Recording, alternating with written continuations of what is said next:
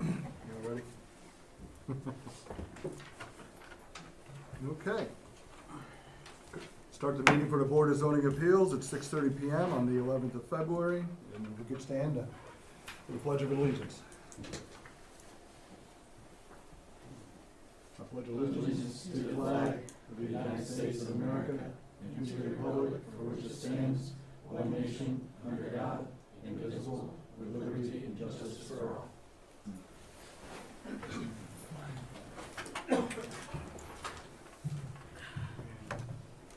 Please, you want to do roll? Brandon Gaelic. Here. Alan Howe. Here. TJ Rodebeck. Here. Joshua Butler. Here. Okay, well, we have our complete board, which is always good. And as far as old business, there is none, so we can jump right into the first variance application of the year, actually, BA 20-001.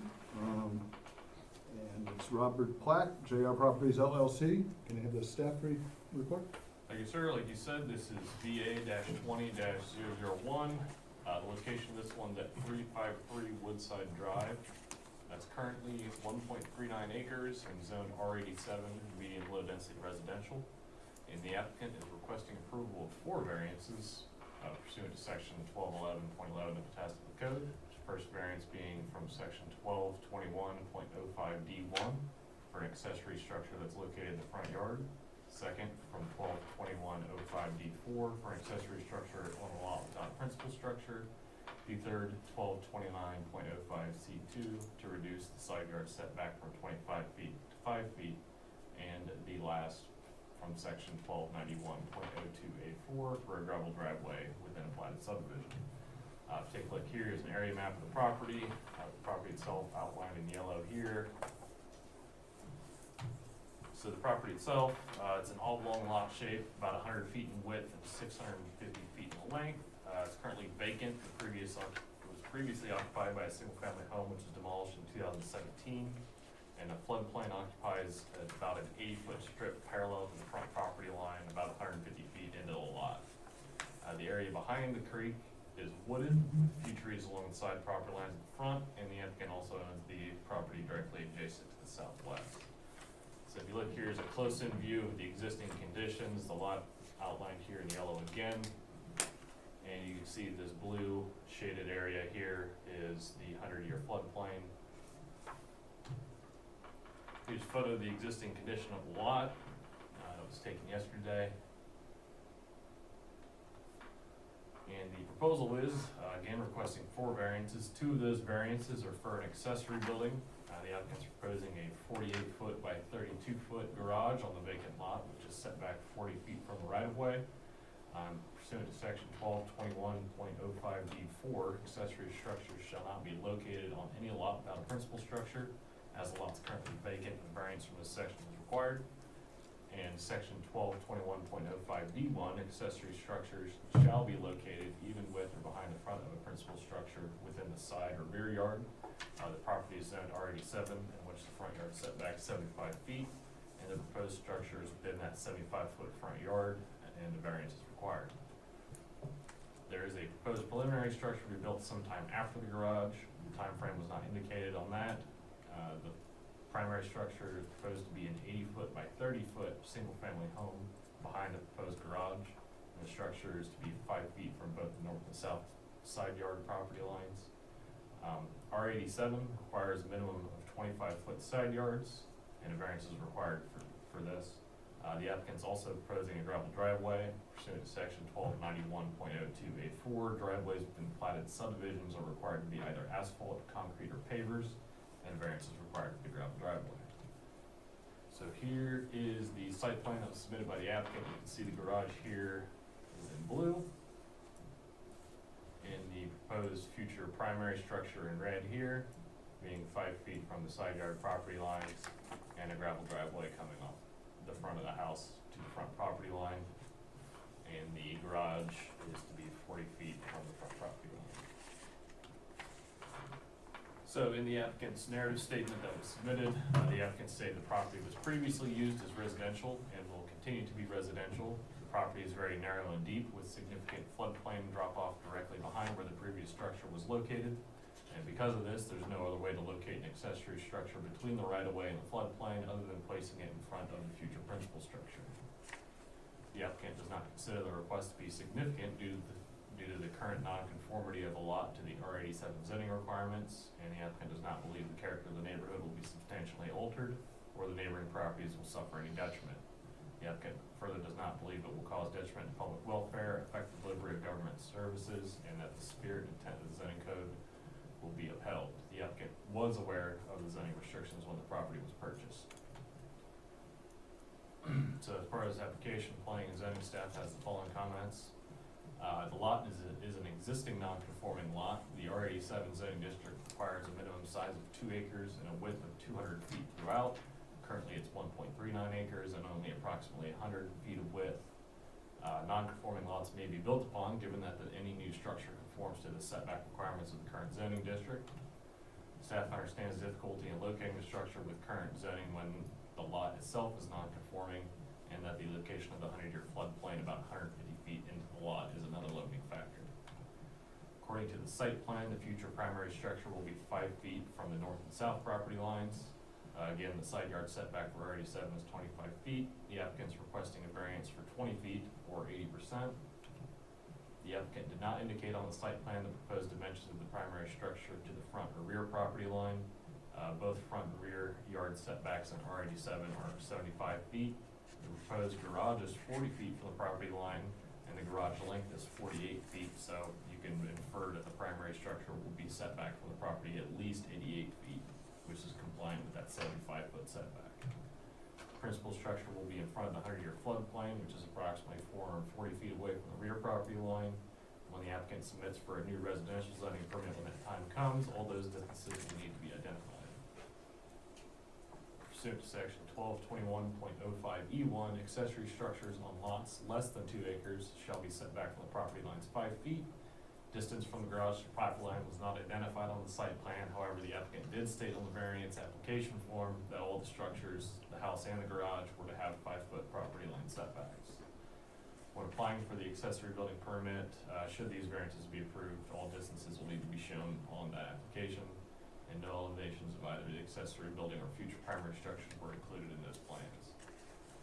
Should the BZA choose to approve a variance, condition that the applicant obtains all necessary permits within 1 year, the date of approval is typically attached, sort of like a boilerplate condition.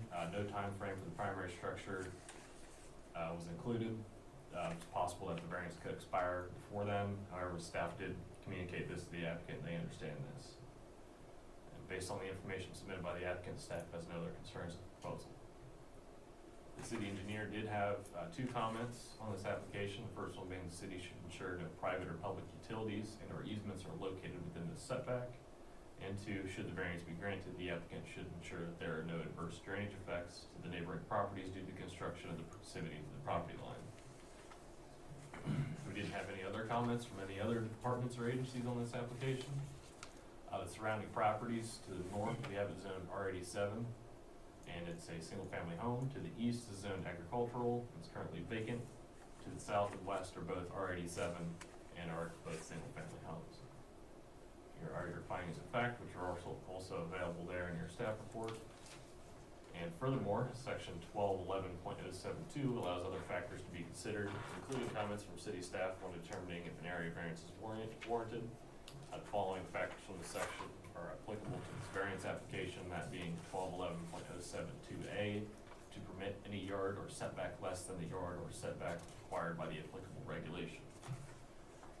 So should the board choose to approve this request, the following conditions may be considered. Again, the boilerplate applicant shall obtain all necessary permits from the city of Pataskala and the Licking County Building Department within 1 year of the date of approval. And 2, the applicant shall address all comments from planning and zoning staff and the city engineer. And if you have any questions, I'd be more than happy to answer. My one question would be about potential easements. Is there any way for us to know that or to include that as a potential condition?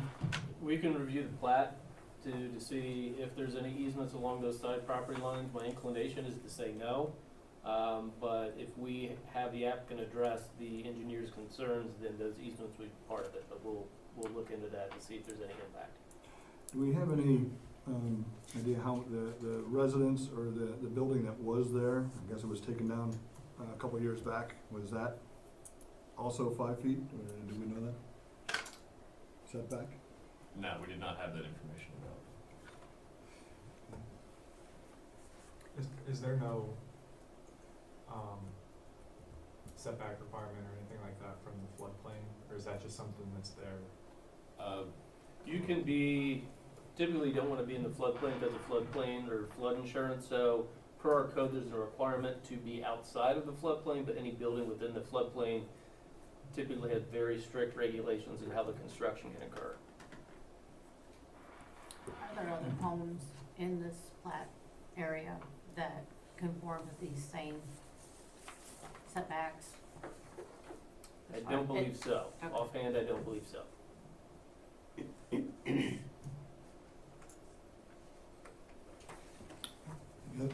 other questions for staff? All right. We'll call up the applicant, Mr. Platt, would you testify? Good turn to Lisa, be sworn in. Do you swear or affirm the testimony you're about to give us the truth, the whole truth, and nothing but the truth, so help you God? I do. Thank you. Good evening, Mr. Chairman, board members. My name Thank is you. Rob Platt. Good to see you all again. I reside at 371 Woodside Drive. There are 4 different parts of this, which I know is a little bit abnormal, but the purchasing power in bulk, right? I might as well get all 4 in one if I'm gonna pay the $300, so I'm only coming before you guys one time.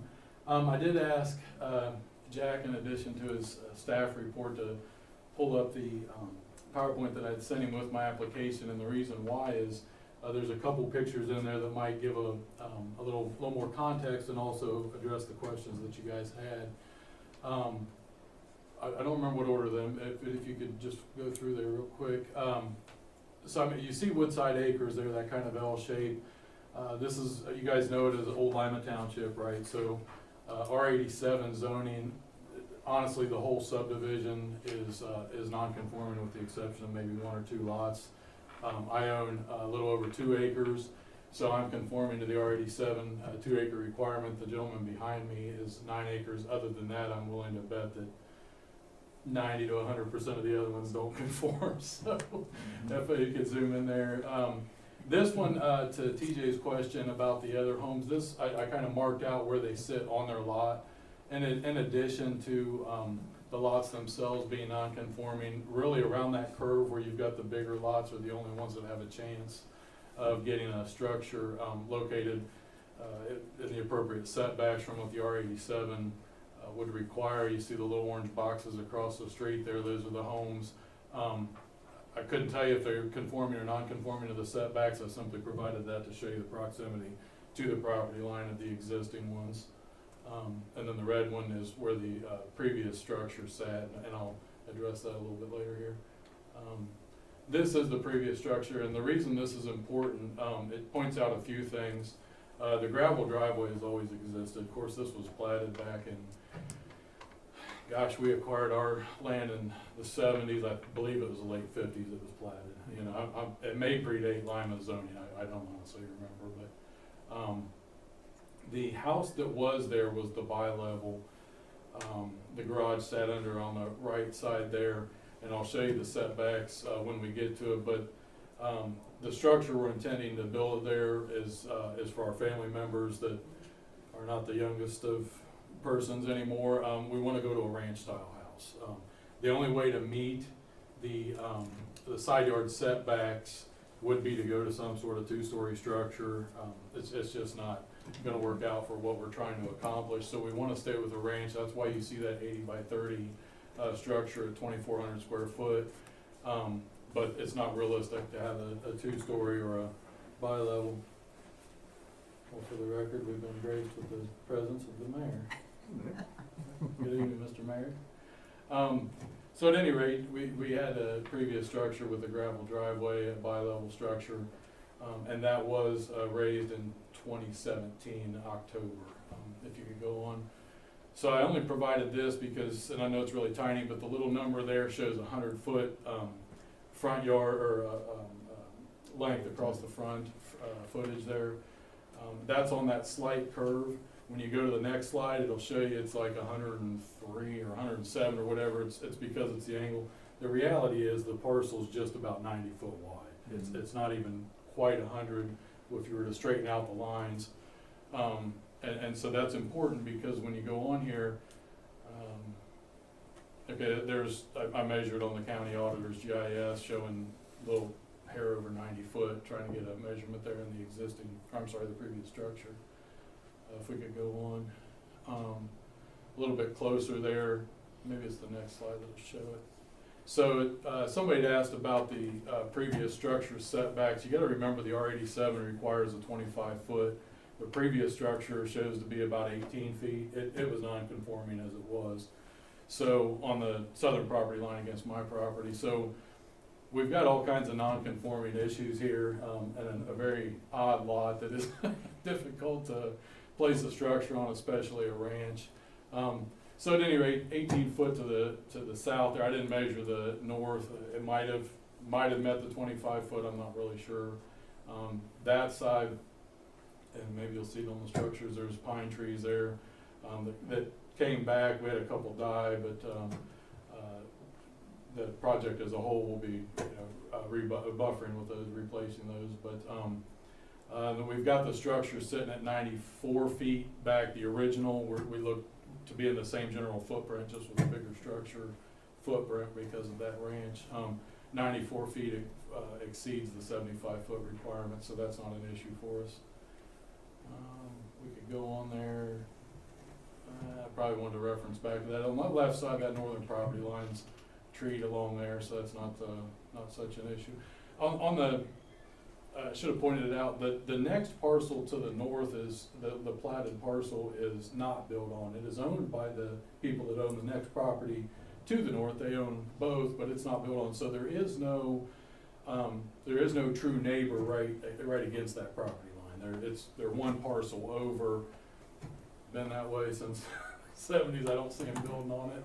They've got a basketball court on it. So, and of course, me being to the south, I'm obviously in support of it and have no problems with it. So, if we could go on there. So I knew Jack would be taking some pictures. These are some ones that we had back before the weather got bad, and this is just simply to show the floodplain. You see where the property shelves off from left to right in that picture is from west to east, and where that drop off is that floodplain. Where the blue tarp, I've got some of my firewood over there. I use my fireplace all the time. I've got some firewood there under that blue tarp there that's kind of in the center. That's about the back of the old house.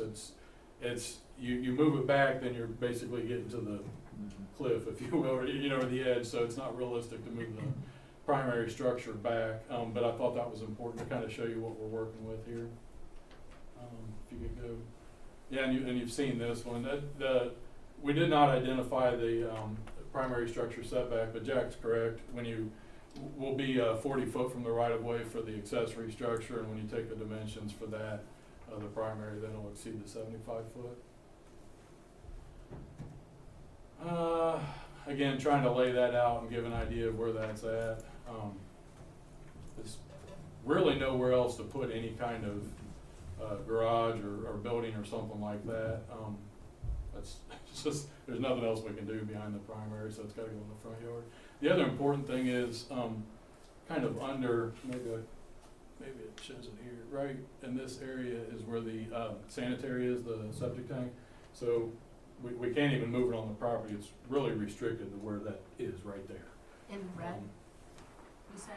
The sanitary, the septic sits right, if I can hold steady enough, in this area right here.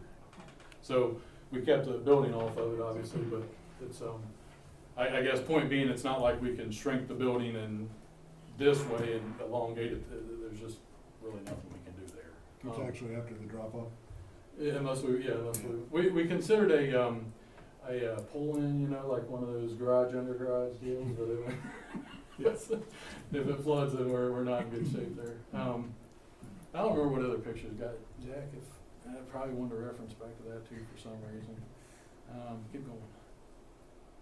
I think all I was trying to show there is the buffered area. Again, if you look super close, and again, I'll try to get way out, and that red dot is the yellow house that's the second parcel over, so there is that vacant parcel in between, and then kind of on the right side of the picture, following up, maybe I can show it right about here's this property line, so you can see how narrow the property is, trying to squeeze the house over here.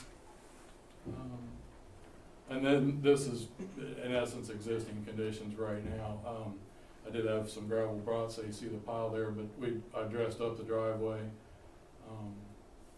Trying to get a pickup in there to get my firewood and stuff, but, you see my boat sitting there. Ideally, we'd get that out of the, eyesight and out of the weather and get that into a building, so, that might be the last picture. Is there anything else on there?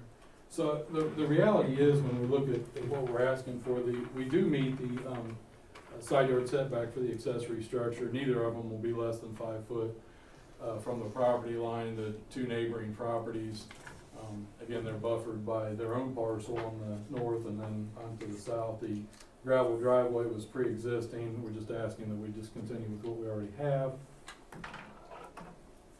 And you saw the hardship that we have with the lot and kind of the issues that we have going on there. Did have a letter I was entering in for evidence here. Submit this to the chair. There's a letter of support from the property that would be across the street. Our 353 kind of splits two parcels, and John's never home, so I can't get a hold of him, but the other guy submitted that letter in support of the application, asking you to approve it as submitted. Is the property owner to the north? He would be to the, This one's it would be across to the the street. northwest. It's across the street, but just a hair to the north. The other guy, I don't know how to get a hold of them. Again, we've got the tree buffer there and another parcel to buffer, so But it's not. they've been served notice too, then? Yeah, my understanding, there's not been any, maybe staff could confirm this, there's not been any concerns raised by residents or people that have received the notice. We've not received anything. Okay. So, I mean, that's it in a nutshell. We're trying to get the accessory structure built in the immediate. Obviously, I have equipment and things that I need to get out of the weather, and in the end, that's really where the only place we could put it anyway. We need to go to a ranch as opposed to a two-story, so I'm sure that you can see the I guess the hardships and the non-conforming lot that we're working with, but I'm happy to answer any questions or clear anything up for anybody if there are. That is a pretty unique situation because of the floodplain and the narrowness. I understand that. What is the plan for the timing, I guess, of everything? The timing, we're looking to put up the accessory structure this coming summer. I would like to tell you that the primary would be the following year. I don't know that for sure. And honestly, that's kind of a family thing of trying to figure out what layout, what we need, what the timing is. Certainly you can understand when you get into those kinds of things. So I can't really tell you for sure on that. What we do know for sure is that the accessory, it needs to go first for us.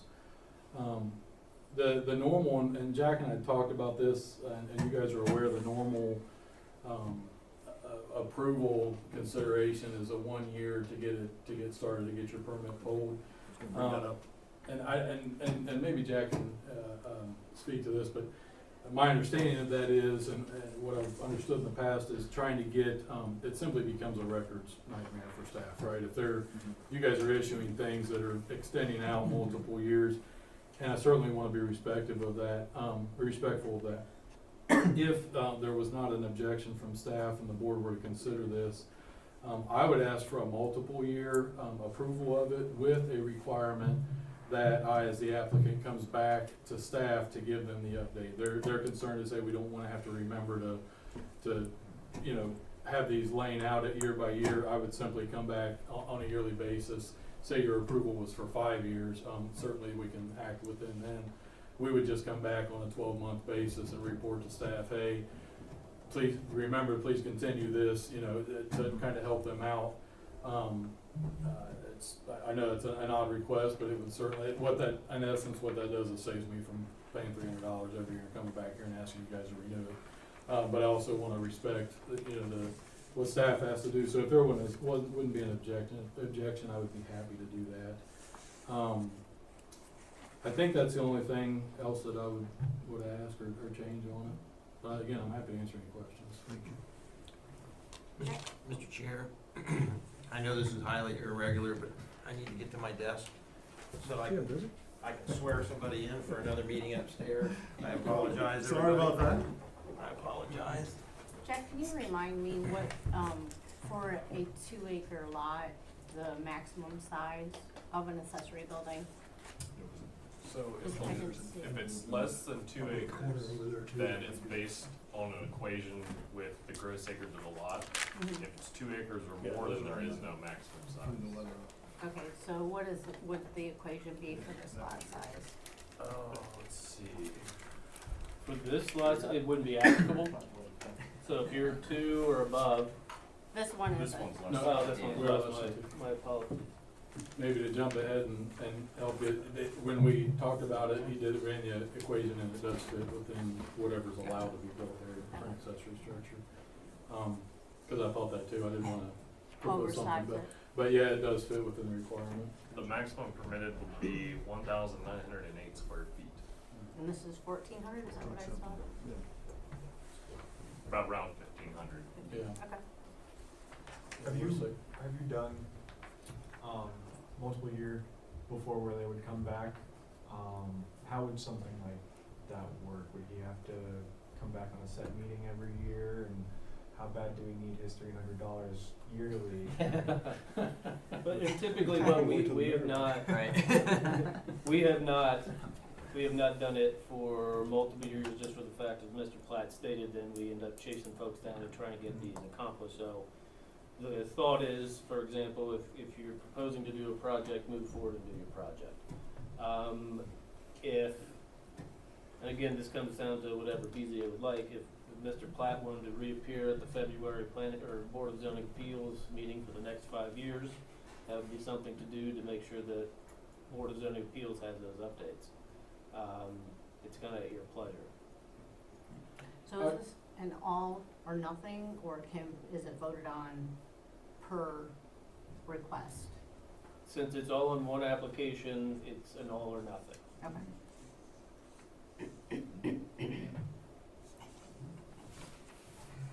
Anything else for the applicant? Are there other gravel driveways in the neighborhood? Most are. That's what. Yeah, yeah. Yeah, there's, again, the subdivision was built with gravel driveways, so a couple people have upgraded, but, I mean, they're set back pretty far in the neighborhood. and back to the timing again, I'm not trying, I don't wanna be, a pain in the butt for anybody or anything that way. Just simply, I don't think we can meet the 1 year on the primary, to TJ's point, I did put them all in the same application and lay it before you. But again, reporting back to staff, if that was a requirement that you put on there as one of your conditions, if we did, we'd simply be in violation, then the variance would be no good anymore. So, that's my incentive to make sure I come back to staff every year to give an update. But I understand it's an odd request too, and if you see fit and more appropriate for me, I'll pay $300 and come back every February. It's up to you guys. But, appreciate the consideration. Okay, thank you. Is there anyone else that, to testify on this variance? Okay.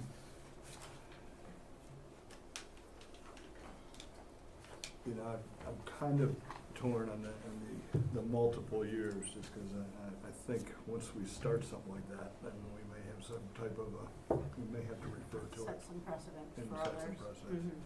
Mhm. And as much as I think I would like to do that, I just don't think it's the right thing to do. I agree. Yeah. Mr. Chairman, if I could, that's not a make or break it thing Right. for me. I've laid the application before you. It was just a thought, No. afterthought for consideration. And I know you understand the situation, but Sure. I just think that we should look at it that way. Yeah, Absolutely. I agree. Do we have any other thoughts or comments, or should we go to findings of fact then? I have a question just about the 1 year, so Yes. it's all on one application, we set the, requirement that the permits and, everything has to be within 1 year of the date of approval.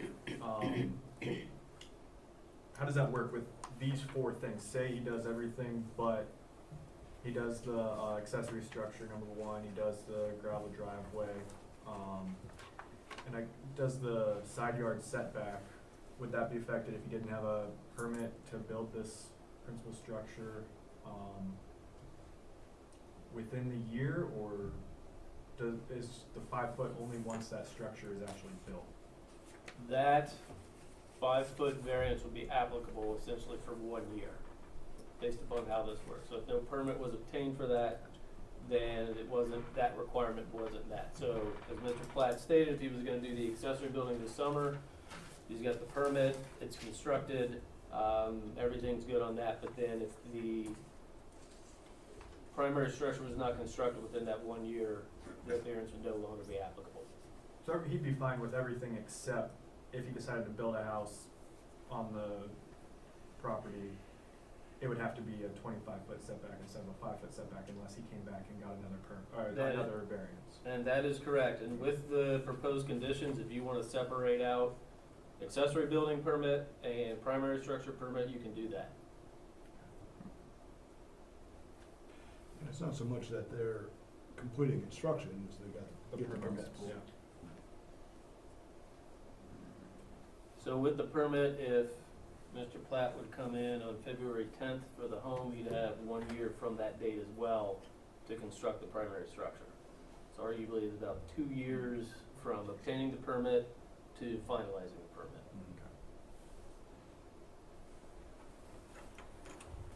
Any other question? Okay, shall we review, excuse me, the findings of fact? First one, A, would be whether the property in question will yield a reasonable return, or if there can be a beneficial use of the property. Without the variance, I think there is. Say yes. Yeah. Yes. Okay. B, whether there are unique physical circumstances or conditions that prohibit the property being developed in strict conformity with the zoning regulation, such that a variance is necessary to enable the reasonable use of the property. And I think certainly the floodplain Yeah. in a narrow, I'd say definitely yes. odd-sized lot would say yes. Yeah, Whether the variance requested is substantial, I think it is, Yeah. yes. Yes. and yes. D, whether the essential character of the neighborhood would be substantially altered, where the adjoining properties would suffer substantial detriment as a result of the variance. And I don't see an issue there. I don't either, I'd say no. I've driven through and looked at it. I Yeah. feel that having the shed in the front and it not being attached to the home is something that we haven't done as a BZA yet. So I kind of feel like Mhm. that's something that we should discuss. Okay.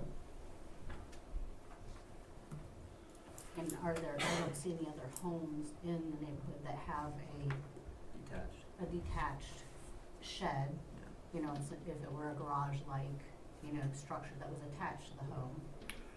We didn't get any drawings or anything on the structure, so I had interpreted it as it being a Me garage. too, yeah, like a Yeah, detached that's garage. not, yeah, and it's an accessory structure Right. and it's detached. So, I know there's different homes where I've seen where the home is more narrow and it's set differently with an attached garage in the Mhm. front, so it's different than what is Yeah. in the neighborhood. And as a BZA in the past, anything that has sat in front, so I just wanted to bring that awareness to the board. Okay. So I think again, it's whether the essential character of the neighborhood to be substantially altered. And the neighborhood itself is, in driving through it, it has really all different Types of, layouts and structures and rural character to it. And with that, and assuming, and since we've had no feedback from neighbors or anything, I feel comfortable that it would not. I agree. Yeah, I yes, think it's would be. substantial. I think it's a part that, I think it substantially changes the neighborhood. Be substantially altered or determined to suffer. So I would say no on this. Same. Is that right? That's what I Everyone okay? E, whether the variance if granted will substantially or permanently impair the appropriate use or development of the adjacent property. No. No. No. Shouldn't affect them at all. F, whether the variance if granted will be detrimental to the public welfare. No. No. Whether the variance if granted would adversely affect the delivery of government services. No. Again, no. Whether the property owner purchased the subject property with knowledge of the zoning restriction. And I did Yes. see it, Yes. he Yes. did, yes. Whether the property owner's predicament can be obviated through some other method than variance. Doesn't seem like it. I would say no to the way the property's kind of set up. The narrowness of the lot. Mm-hmm. And floodplain. So, the answer would be no. Mhm. J, whether the variance if granted will represent the minimum variance that will afford relief and represent the least modification possible of the requirement at issue. Variance if granted.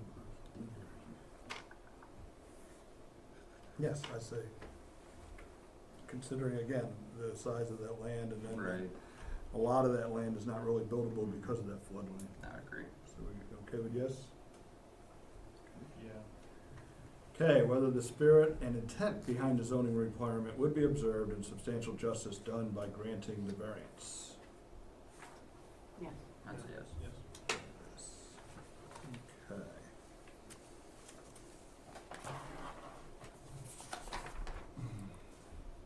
Okay, so the answers on the finding of facts are yes for A, B, and C, no for D, E, F, G, and I, and then yes for H, J, and K.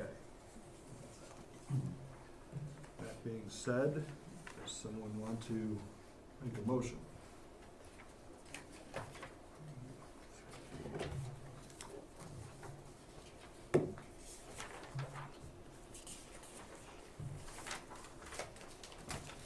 I'll go ahead and move.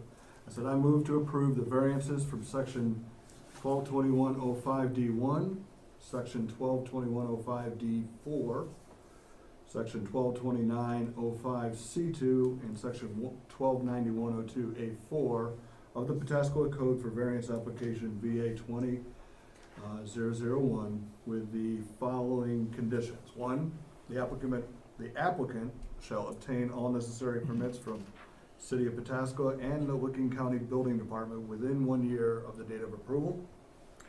And two, the applicant shall address all comments from planning and zoning staff and the city engineer. I'd second that motion. So we have a motion and now we have a second. We're gonna call roll. Mr. Howe, Yes. Mr. Butler, Yes. Mr. Gaelick, Yes. Ms. Hardback. No. Alright, so we have 3 yeses and 1 no, so it does pass. Mr. Platt, the staff will be following up with you. And you are welcome to stay, if you like. He's already gonna- Appreciate it, thank you, have a great evening. Thank you, let me just.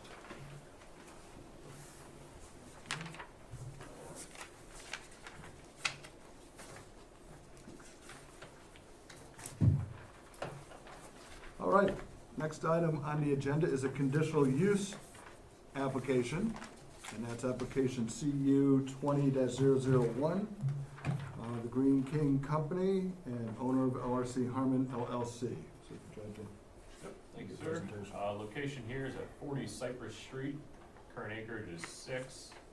Zoned M1 light manufacturing. The applicant is requesting approval of 2 conditional uses on 1 lot. The first one being a landscaping business, and the second being a boat and RV storage facility.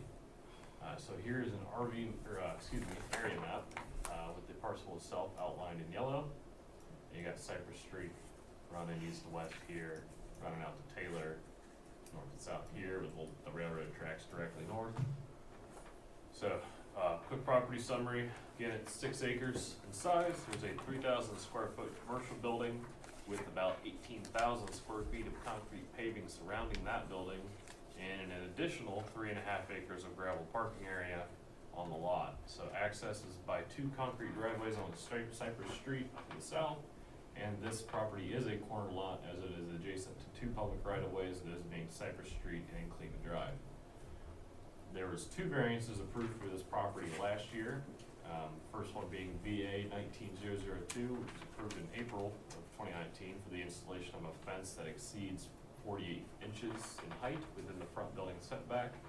And VA 19016 was approved in June 2019 to allow for the construction of a gravel parking lot extension with the dimensions of 230 feet by 400 feet. So here's the existing conditions of the property. Again, property is outlined in yellow. You can see the building here with the surrounding concrete paving and the gravel paving here, and additionally this lighter shaded area here you can see was filled in with gravel. Here's a look at the existing conditions on the property. You can see it's enclosed by a 6-foot tall chain link fence with privacy inserts. This is looking to the south from the northern part of the property along the right of way. This is at the corner of Cleveland and Cypress looking to the west. And this is a view kind of just of the general front of the property. And here is a look looking north from the southwest corner of the property. You can see they've got some trees as screening here on the west property line. So the applicant is requesting 2 conditional uses. One for NAICS code 561730, which is landscaping services. These entail industries primarily engaged in providing landscape care, maintenance services, and or installing trees, shrubs, plants, lawns, gardens, decks, fences, ponds, and design of such structures. Pursuant to section 1251.04 part 10, this is a conditional use in the M1 district. The other use is for NAICS code 493190, which is other warehousing and storage. And this, this is establishments primarily engaged in operating warehousing and storage facilities except for general merchandising, refrigerated warehousing, and farm product warehousing and storage. And pursuant to section 1251.04 part 4, this is also a conditional use in the M1 light manufacturing district. So the applicant's proposing to use the front approximately 3 acres and the commercial building there as a location for a landscaping business, storage and office, and the rear approximately 3 acres as a boat and RV storage facility with approximately 25 spaces. Here is the site plan that was submitted by the applicant. You can see in green here, they have the landscaping company area kind of shaded in, and the remaining 3 acres in the rear, which is actually all gravelled in now, is RV and boat storage.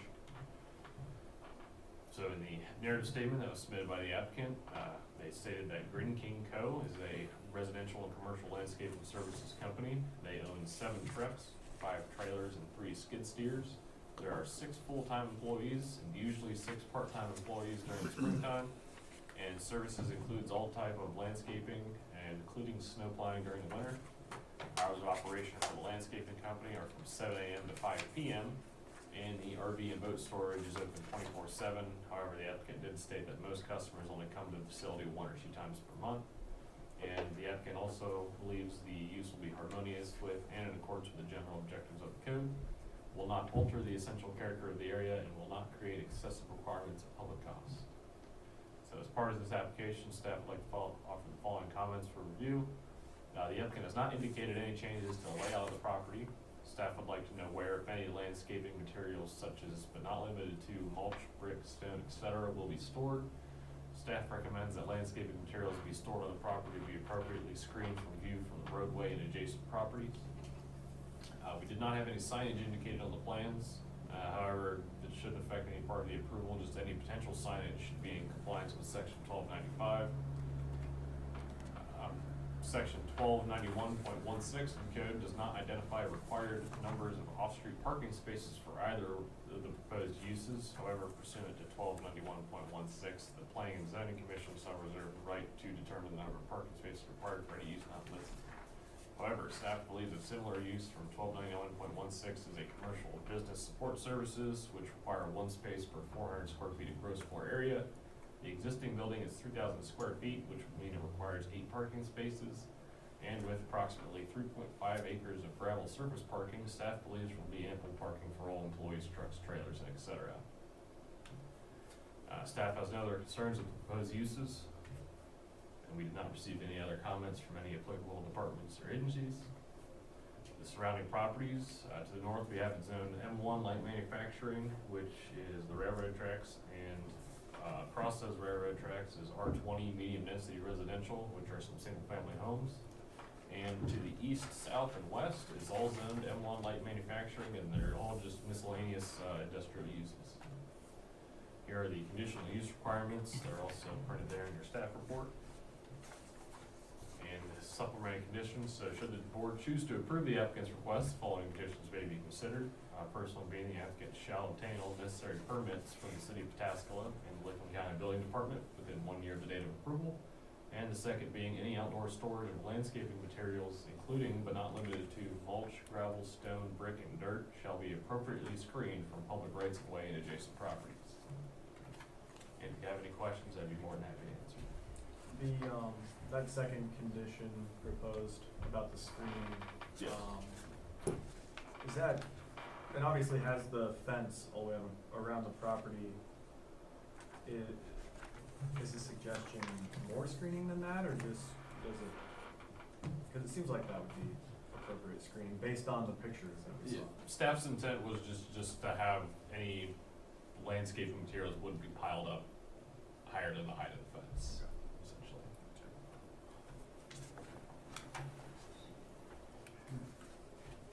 And at this time, the property is not being used for anything? It's currently vacant. You know, we've looked at this for other companies before, Yes. and it is, Yeah, last April and last June, actually. right.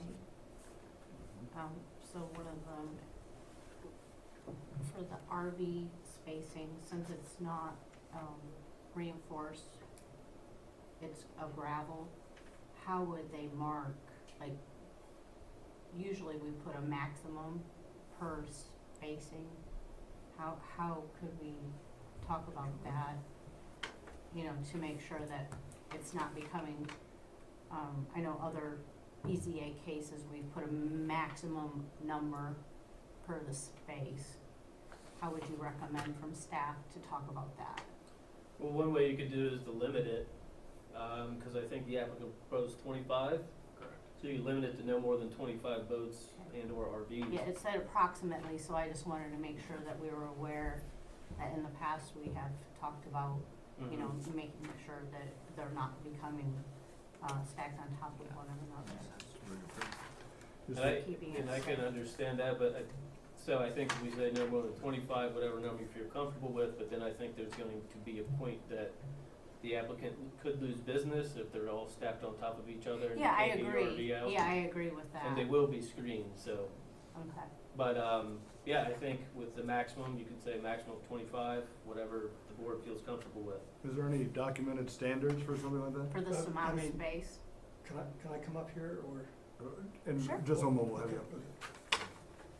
There's nothing documented in the code that puts a maximum in RV. Okay. Oh, okay. Not like parking spots for Correct. square Correct. footage or something Okay. like that. That'd be too simple. I know, I was Right. hoping there'd be something that would say that. Any other questions for staff? Nope. Okay, thank you. Sir, would you like to, Sure. you want to testify?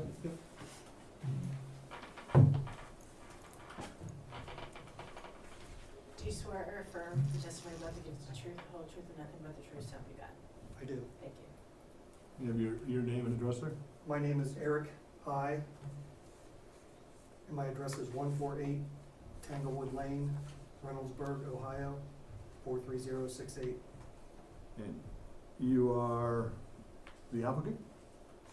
Yes, Okay, so you are the owner, or LRC Harmon, LLC? no, I'm Green King. Oh, Green King, okay, Yes. gotcha, very good. Thank you. Okay, thank you. You wanna? Okay, so in regards to the boat and the RV storage in the back, on the back 3 acres, right now, we have a storage facility, and we set it up with the spaces, we have 11 foot, they're 11 feet wide by 40 feet long. And typically, you know, an RV or car or anything will fit in that space. So we don't wanna be locked in to only 25 spaces on 3 acres. I'm quite certain you can get more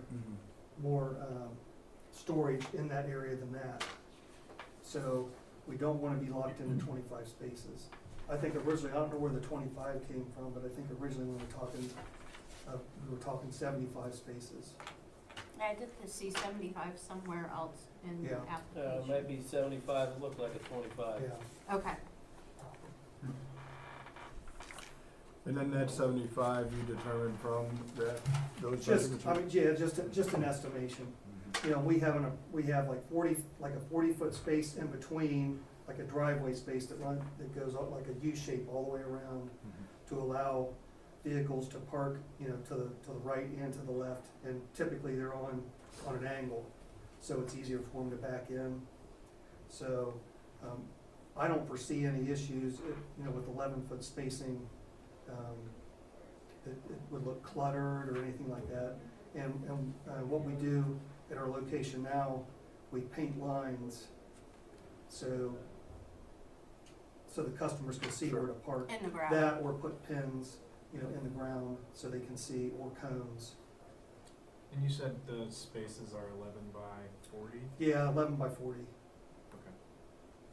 So, I just did this real quick. If you had no space between any space, and you literally just stacked 11 by 40 side by side in 3 acres, that would be 297 spaces. Yeah, So with space, you're not putting 297 in there. Yeah, Okay.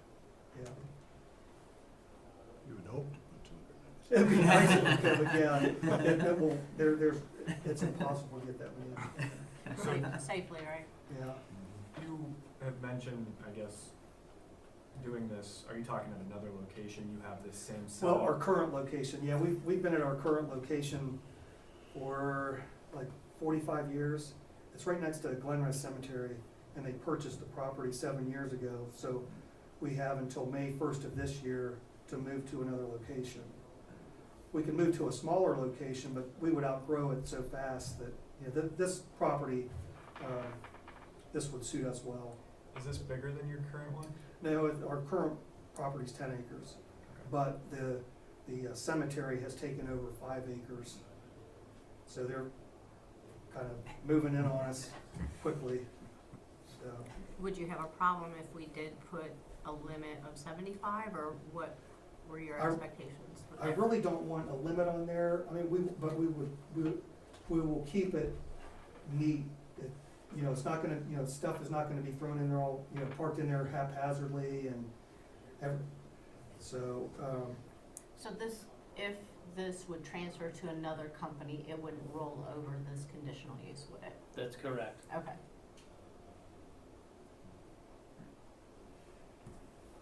And you said what was without any spacing? 297. 297. Okay. How many do you have? You said, are you parking on 5 acres at your current? no, we're not parking on 5 acres, we're probably using, I'd say like 3 acres. How many do you have now? I think there's like 50, around 50 to 60. Do you expect most of them to follow you? I'm hoping so. Hopefully. I mean, I don't know if they will or not, but, you know, I hope so. It's pushing out that way. Yeah. Yeah. Any other questions for Mr. Hyde? Mhm. I have no further questions, thank you. Okay, thank you. Have a seat. Is anyone else here that would like to testify on this conditional use?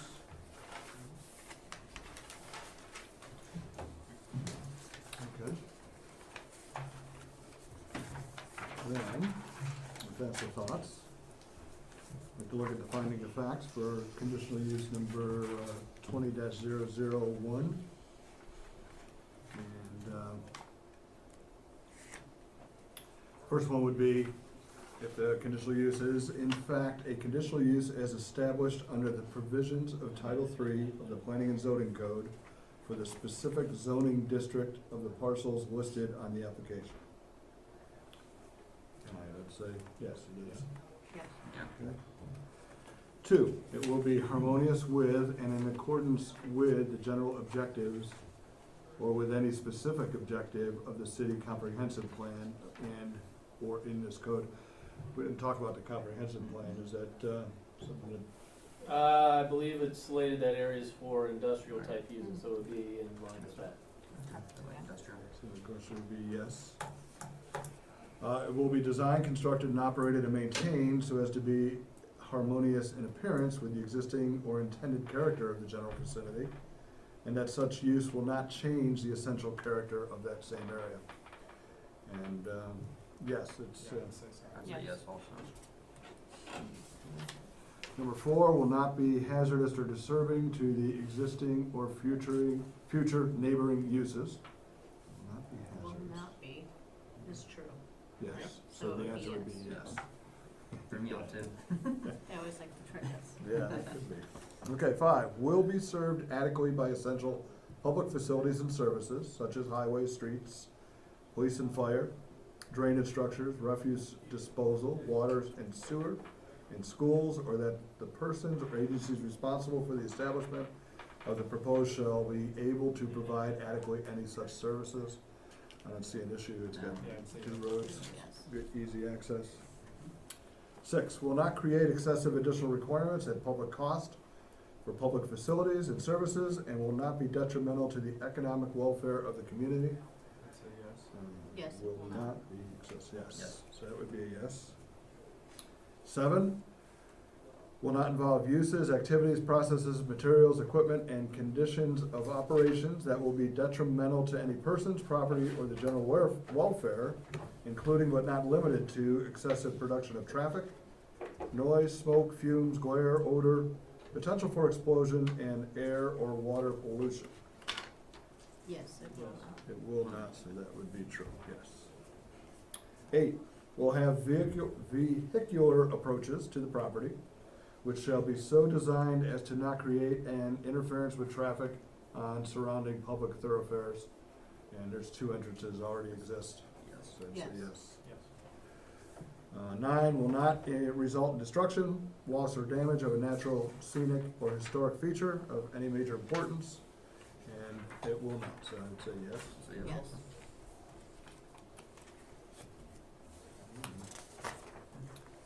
And that would be it, so we have yes for all 9 of them. And that being said, is there any other discussion? Would someone like to make a motion? I move to approve a conditional use pursuant to section 1251.0410 and a conditional use pursuant to section 1251.044 of the Pataskala Code for application CU-20-001 with the following conditions. The applicant shall obtain all necessary permits from the city of Pataskala and the Licking County Building Department within 1 year of the date of approval. Any outdoor storage of landscaping materials, including but not limited to mulch, gravel, stone, brick, and dirt, shall be appropriately screened from public right-of-ways and adjacent properties. And I'll second that. So we do have a motion and we do have a second. Is there any other discussion?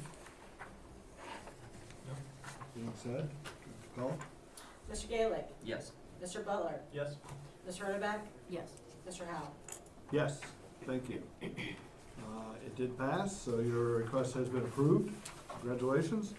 Thank you. The staff will be back in touch with you Okay. and the next steps. All right, So thank you. yep, thank you. You're welcome to stay for the rest of the meeting, or you can certainly head out. Thank you very much.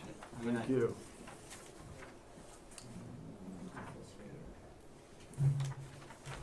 Thank you.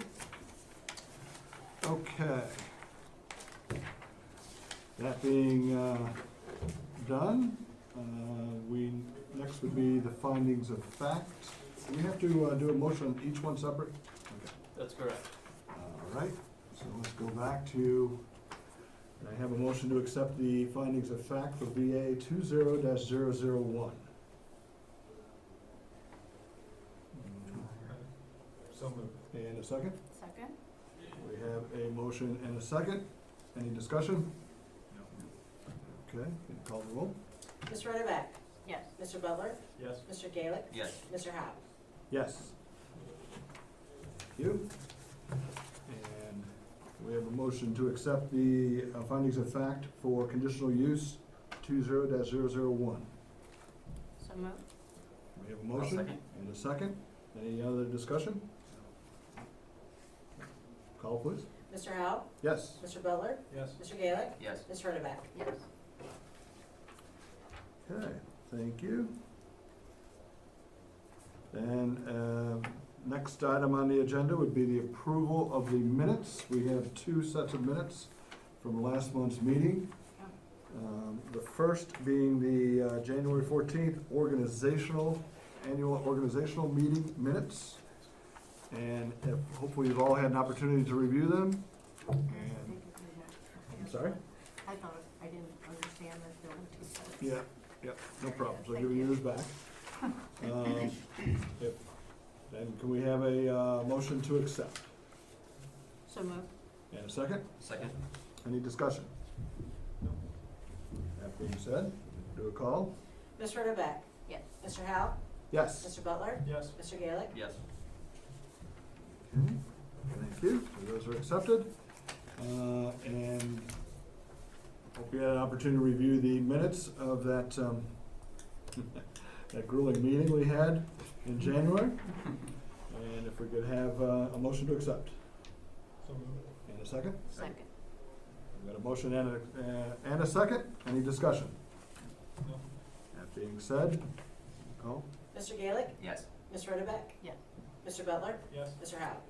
Yes. Thank you. That would pass. Is there any other business to discuss? No, sir. Okay.